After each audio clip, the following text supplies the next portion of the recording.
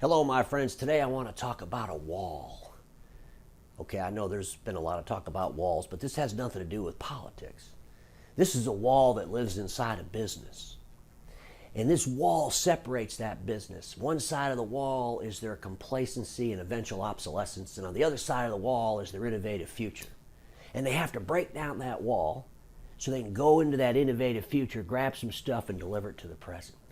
And along that wall, there's some people that are trying to knock the damn wall down. And they got hammers and they're beating on it. And along next to them, there might be someone just kind of standing there watching them, and they'll hand them a hammer every once in a while, or they'll give them a towel to wipe the sweat from their face. They're trying to help, but they don't really want to participate in breaking down the wall. And then behind that row of people that are banging the wall down, there's another group of people, and they're sitting in the lawn chair, and they're just relaxing. And they're watching everybody hitting the wall.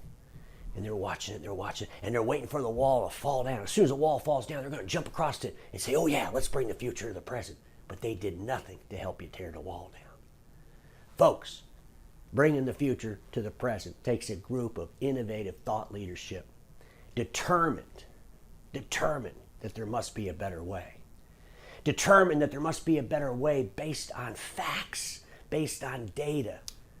They don't want to stay in complacency based on fantasies. And it doesn't matter what channel you service as a reseller.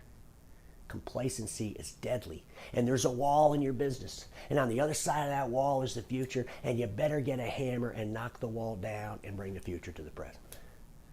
Otherwise, you will be obsolete. My friends, I'll end my time with this. Status quo is the killer of all that will be invented. Don't get stuck in status quo. I hope to see you all at iTex April 24th and 25th. Of course, I plugged iTex. See you in Vegas.